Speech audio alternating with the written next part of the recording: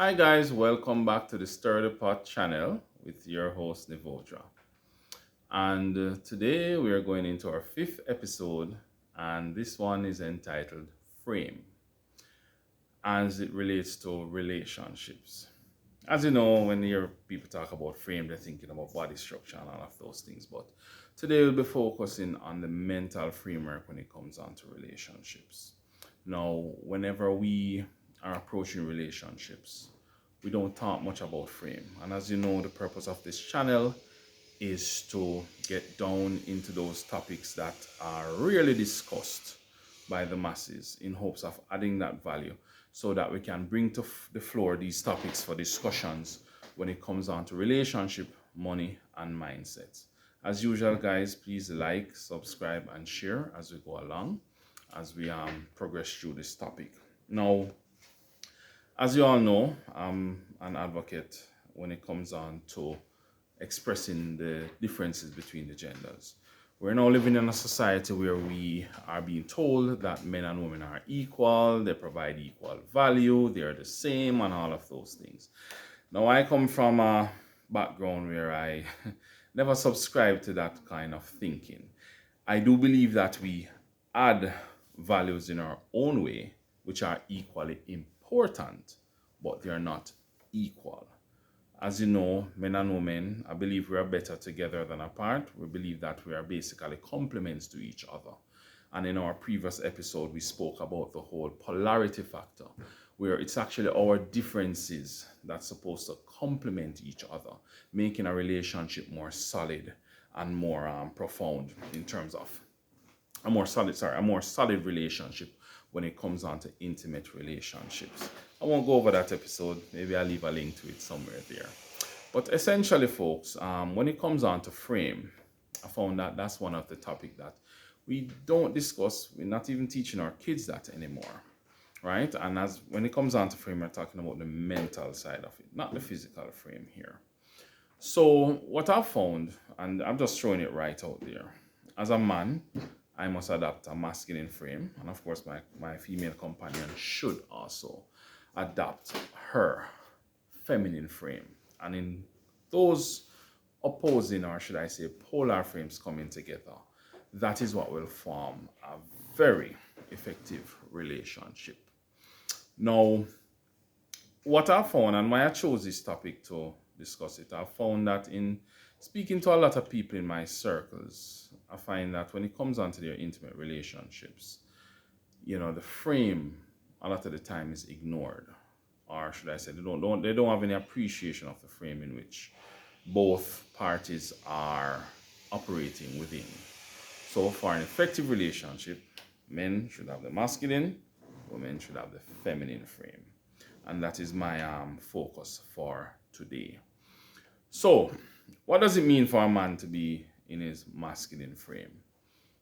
I would propose, or should I say argue, that it should come where he will lead with things like logic, reasoning, rational. And this should complement a feminine frame, which is generally led by emotions, feelings, those kind of things. I don't think I'm saying anything here strange, folks. We all have been seeing it out there.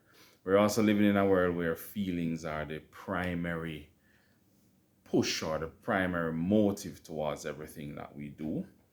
I do believe that both factors, whether the feelings or logic, are equally important, but they are not the same, of course. And my drive in doing these videos is to, as you know, I believe that relationships are one of the more important things in our life, and having effective relationship, be it intimacy, being it work, friendship, family, is very important. One of our needs as a people is the need to be social, is the need to relate to each other. And I think we all need to be effective in how we do that. However, again, frame, I believe, is one of the important factors that are not being discussed by society on a whole. So I've been talking to friends and family about these things. Most of the issues that I've found in relationships, and I'm not a counselor or anything, folks, I'm just giving my 2 cents here based on my critical thinking and some kind of logical reasoning or rationale towards all of this. I have a few friends, both males, females, etc., who, whenever they come up with their relationship issues, I like to talk about relationships. I find that a lot of them are really originating out of a mismatch of the frames in the relationships or even the frame of a discussion. So, and as I said before, women are driven by emotions, men are generally supposed to be driven by logic and reasoning. Suffice it is to say that I've found that a lot of men are driven by emotion because they're taught that way. They're taught to abandon their level or their propensity for logics in and in place of that put an emotional frame when it comes on to what their main prerogative should be. And in this happening, I've seen men, being unhappy with how their relationships and their life in general is going. And I've also seen where females are unhappy because they're told that they need to be in this masculine frame as well. So it's sort of this mismatch thing going on here now. And I find that, as I said, a lot of people are not aware of this. So the aim of this episode is to bring to light, that observation. I know we all see it, and the question is, how do we go about fixing that dynamic? I don't even know if we should call it a problem. I know it's like the normal thing nowadays, but I think it's something that we really should look into as a broader society, that we address the whole matter of mismatch frames when it comes on to the individual itself and even how they relate on a deeper level. So generally for men, I think we need to bring back the whole concept of what they call conventional masculinity. And for women, I do think that we should start preaching the narrative that, women can be more feminine, so to speak. I know I'm touching on a very controversial topics here. I know the comments should light up. By the way, please comment, folks. I like the comments we're getting so far. I'm going to be doing a video to catch up on those comments and expound on them a bit. And of course, if there's any topics you guys want me to discuss, definitely put it out there. So one of the things I remember growing up when I was younger, in my teens and preteens, I have been told, I don't know if you guys experience it, that as a man I need to be in touch with my feminine side. It didn't make any sense to me in the earlier days. It just never made any sense to me. So I personally didn't follow that narrative. However, I've seen a couple of my peers do follow that narrative. And I must say that even their relationships, I see them suffer because of this concept of, oh, you need to be in touch with your feminine side. I think that's an advice that needs to be probably pushed to more of the modern day women nowadays. But you guys can comment and tell me if you've used to hear that. I mean, I've spoken to a few of my friends, even my age, and for some reason, they're not recalling these things. I think society did a number on us where we basically have forgotten those kind of things. And it has actually shaped a lot of us in terms of how we have approached relationships and all of those things in our latter years. Anytime above 30 and those things. I'm seeing big men being all emotional about some simple matters. Big 60-year-old men blaming their parents. Oh, because my mother and father was divorced and that's why I'm like this. I'm this asshole in relationships. No. If you apply a level of reasoning and rationale towards your life, I think that you should be able to understand that, look here, you are responsible for your life, especially when you're above 18, in your 20s, you're basically responsible to shape the life in how you want it.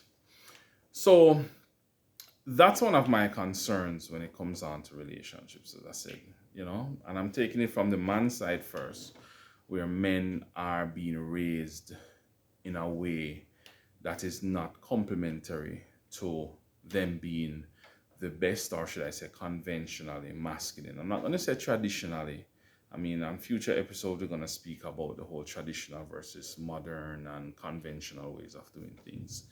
The reality is that our software and programming is now different from back then. A man is still a man, or should I say a male is still a male, a female is still a female.